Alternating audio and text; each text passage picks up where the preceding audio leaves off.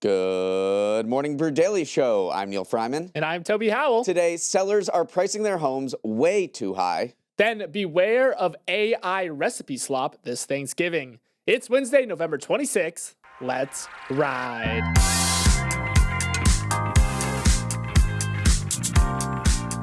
What a time to be alive. It's the day before Thanksgiving. Pound for turkey pound, the best holiday of the year. If you're heading out of town for the holiday, hope your travels have been smooth. And cross your fingers for Toby and me here, who are about to board a plane and train to see our families. Well, tonight should be interesting. For many younger folks, the Wednesday night before Thanksgiving is the time you hit up your hometown's local bar and have the most awkward encounters possible with people from your high school you haven't seen in years. All that childhood gossip about who's hooking up with who and can you believe this guy went to prison is going to come rushing back. Toby, I think I've aged out of this tradition at this point, but if you're like 19 to 25, it is pretty thrilling. If you haven't grown out of it, here's what you do to assert dominance. Number one, firm handshake, look people in the eye. Number two, strategically buy one of the first rounds when everyone can still remember it. If you are 19, do not do that. And then number three, subtly bring up that you are running the turkey trot tomorrow while everyone's getting a little bit sloshed. Everyone will hate you, but in my mind, that asserts dominance. Also, my graduating class had a total of 47 people in it, so take all that advice with a grain of salt right there. And now a word from our sponsor, US Bank. Holiday shopping season is officially here, which means it is time to hunker down and stick to your budget. The last thing you want is an unexpected bill or expense to catch you by surprise. Luckily, you can soften the blow of an unexpected bill with the US Bank Split Card. Introducing the US Bank Split World MasterCard, a new type of card that lets you pay later on every purchase. With the Split Card, all purchases are automatically divided into 3 payments and placed into a payment plan to be paid back over 3 months. If you're looking for additional flexibility, any purchase over $100 can be extended to 6 or 12 months with equal monthly payments for a low monthly fee. So whether you're shelling out for an unexpected vet bill, splurging on tickets to the Nutcracker, or need to upgrade a broken phone, you can pay later on every purchase with the US Bank Split Card. Learn more at usbank.com/splitcard. That's usbank.com/splitcard. Would-be home sellers are yanking their houses off of the market at the fastest pace in years, primarily because they're asking for too much money than someone is willing to pay. By taking inventory off of the table, the delisting phenomenon is keeping home prices elevated and you out of your dream home. A new report from Redfin found that almost 85,000 U.S. sellers removed their homes from the market in September, up 28% from a year earlier, and the highest level for that month in 8 years. The number one reason? Their houses are getting stale. 70% of U.S. home listings were considered stale in September, indicating they've been on the market for at least 60 days without going under contract.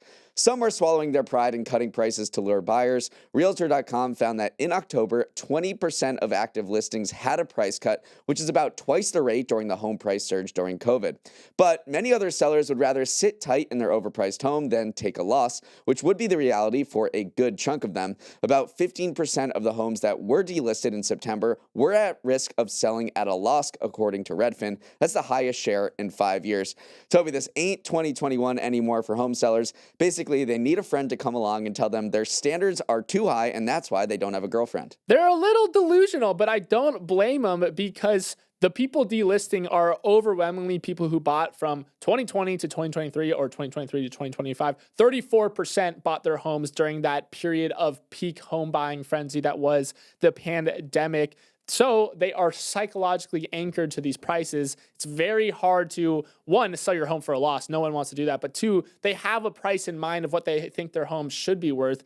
And so they put it on the market. It goes stale. They end up taking it off. They want to reset that market, days on market calculator on Zillow. And so you have this group of people who just can't let go of what was their price in the past. And they are trying to, do everything they can to not sell it for below what they think their home should be worth. Yeah, so once you delist, what is the possibility to relist? Well, 20%, 1 in 5 homes that are delisted over this summer were relisted. And it's the old delist, relist strategy. It sounds like it's straight out of Seinfeld. But you don't want to have a price cut showing up on the listing page online. And you also want to reset that time on the market to show that actually this thing is super hot. It's not getting stale. So 31% of the homes that were delisted delisted in July, then put back onto the market, have sold. So a good chunk of when you relist with a reset does help, but it does seem like there are overall the expectations are too high. We are in a buyer's market right now. Buyers have the upper hand for the past few months as opposed to the past few years where the sellers had the upper hand, and these houses are getting stale on the market. And where are the big regional spikes where this is happening? Virginia Beach, delisting spike of 74%, Washington, D.C., 53%, but then Florida is kind of the epicenter of all of this. The Miami has a relisting share of 84%, Fort Lauderdale, 84%, Palm Beach or West Palm, 82%. The lowest delisting rates, if you were interested in that, Pittsburgh, Milwaukee, Columbus, Cincinnati, and Chicago, of all places. So the Midwest is very happy, or they're pricing their listings correctly, whereas in Florida, it almost mirrors the entire pandemic trend in general. There was this huge boom in the pandemic. Led to an oversupply, led to weaker demand, very stubborn sellers, and now this massive delisting churn. And the big deal here is that we've been wondering why prices haven't been going down in the home market. The total number of U.S. homes for sale was up 8% year over year in September. Pending home sales were down about 2%. So you probably would think, hey, look, why don't we get some relief in home prices? There is more availability, but the frequency of delistings, according to Redfin, is keeping inventory tighter than it looks on paper. So home prices are still inching up 2% year over year. We haven't seen them go completely negative. They have in certain markets like Florida, but overall, the national trend is still creeping higher, and this delisting phenomenon is a big reason why. One thing's become clear over the past few weeks: the AI race is a marathon, not a sprint, and the companies who took an early lead might not be the ones crossing the finish line first. In another instance of the leaderboard being shaken up, Nvidia tumbled nearly 3% yesterday after a report that Meta is in talks to buy billions of dollars worth of Google's homegrown processors in a deal that might previously have gone to Nvidia.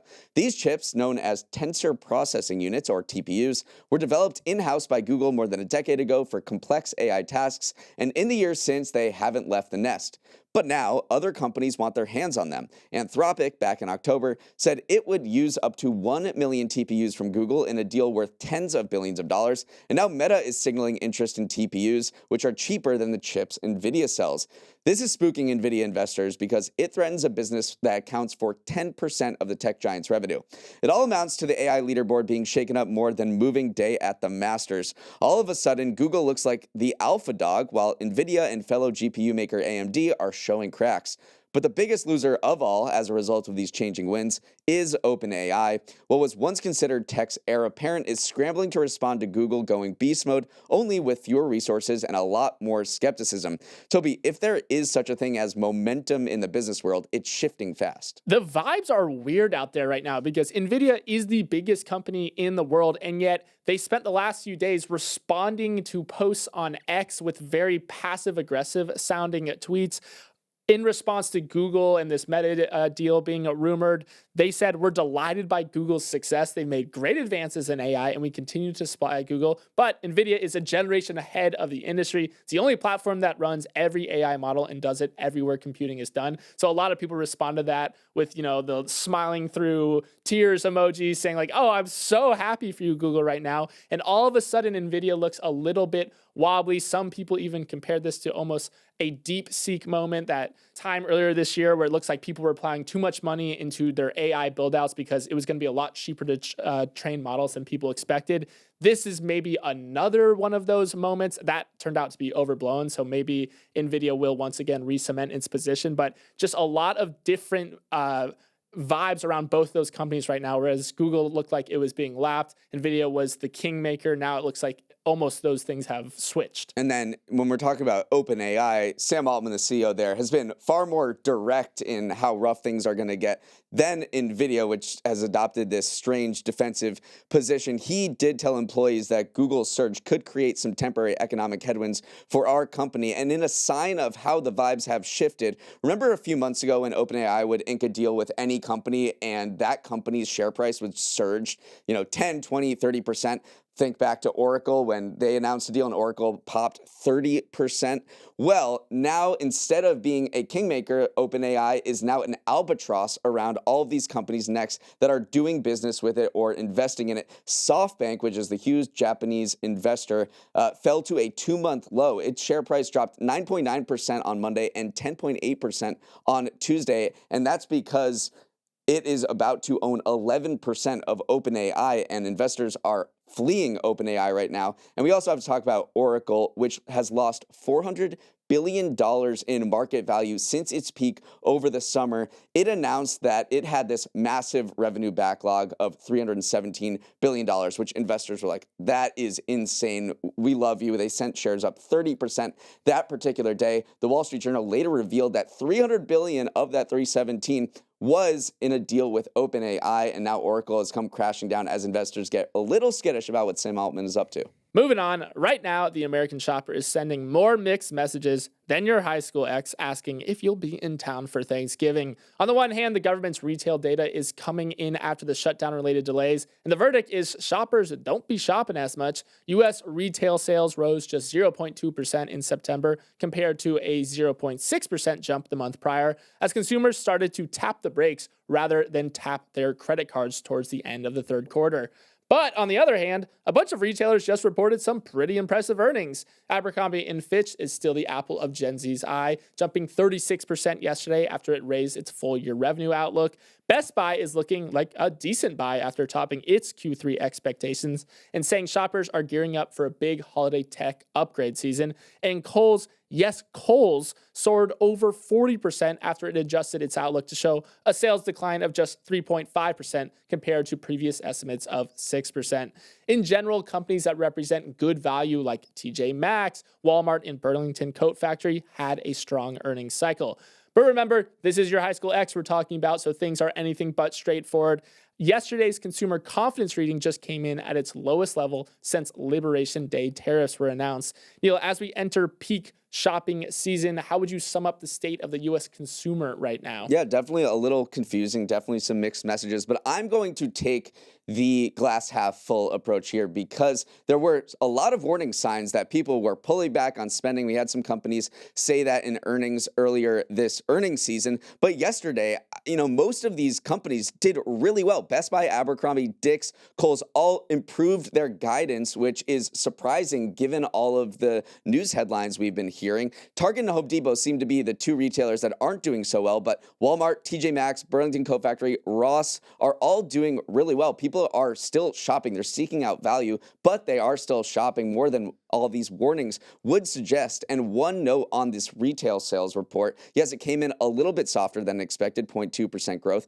But if you're looking at whether people are feeling financially healthy, look at sales at eating and drinking establishments, because that is completely discretionary. You don't have to go out to eat or go to a bar. You could do all of that stuff at your home for cheaper. But sales increased 0.7% on the month. They're up 6.7% from a year ago. That matched expectations or even exceeded them. So it does look like people are still feeling okay enough to go eat and drink out, which is a sign of somewhat consumer health. All right, Chef Neal over there just saying, flexing that. You could definitely cook at home. We know, but sometimes you just want to order out a little bit. There is a paradox emerging in retail spending right now, though, because MasterCard is predicting 3.6% growth in total holiday spend for 2025.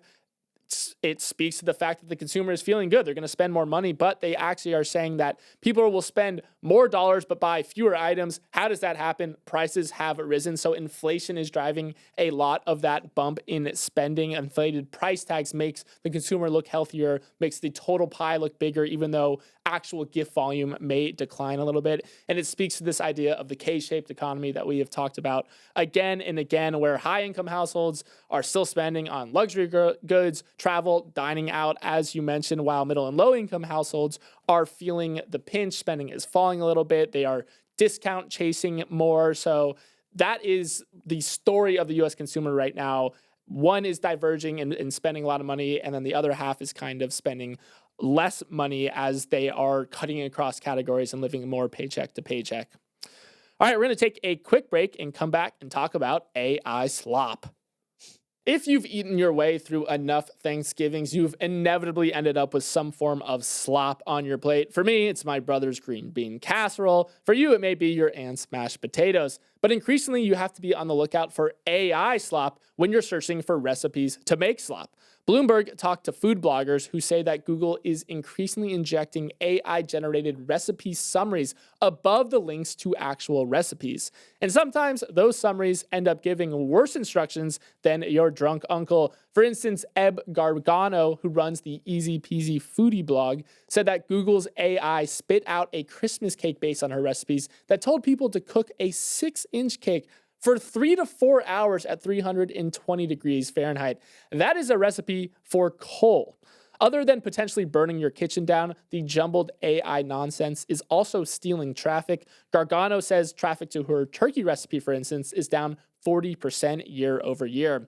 Across interviews with 22 independent food creators, Bloomberg found much of the same. AI-generated summaries eating away at traffic, AI-generated images of food populating sites like Pinterest, and worst of all, fully AI-cloned recipe sites with just enough changes to escape copyright scrutiny. Neal, we've seen writing slop and short-form video slop. Now we've entered the era of Thanksgiving slop. So I tried this myself. I Googled, how do you dry brine a turkey? And what I got was a pretty comprehensive quote unquote AI overview of how to do this. And as I was reading through, I didn't actually go through with it because I don't have a turkey on me right now. But I did see how this would absolutely collapse traffic to food bloggers, because previously, if you kept scrolling down, you would see links to food blogs on how exactly to do this. In years past, that's probably where I would have gone. But now there's the AI overview. They say they put links and references in their AI overview. Google says this.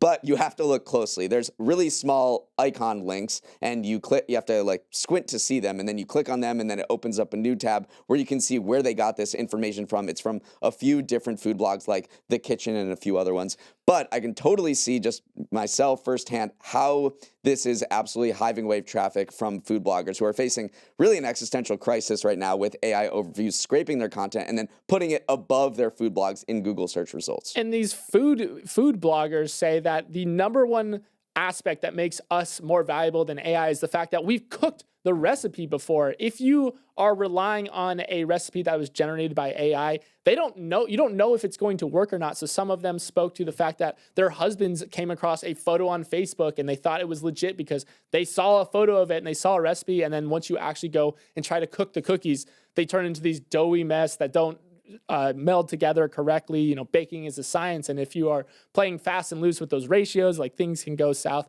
quickly. But I think the worst part is AI cloning entire sites where you literally just copy and paste almost everything about them, but you change a few images, you change a few words here and there, and it's just enough to skirt by, copyright scrutiny. And yet you are basically directing traffic from someone who makes their livelihood off of it to try to hive off a few dollars for yourself as well. So it is, AI food blogs have been facing an existential crisis for a while now, but AI is accelerating that for sure. Yeah, so would you trust an AI overview recipe? One thing to know that I saw with this dry brining example is what these food bloggers called Frankenstein AI recipes, and that's why they may not work. It's because they are borrowing from a bunch of different, or borrowing, I should say, stealing from a bunch of different food blog recipes, and they're combining together and they don't really know the difference. So they might take one ingredient list from one blog and then another instruction manual from another recipe,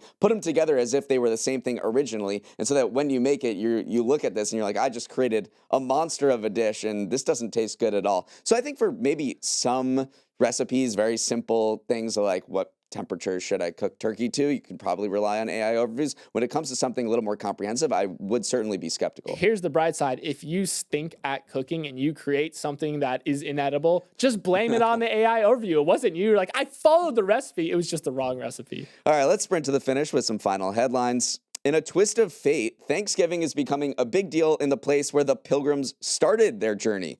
According to The Guardian, people in England are increasingly embracing the most American of holidays as they get hooked on U.S. cuisine and are jealous we're all having such a good time, and they're not. Searches for Thanksgiving in Britain have jumped 440% year over year, while searches for pumpkin spice are up 550% per online retailer Ocado. The trend is driven by interest in American food, which is not surprising in a place that relies solely on salt and vibes for seasoning. Searches for Buffalo Blue Cheese Curls are up 410% from last year in Britain, and Newman's Own Ranch dressing 202%.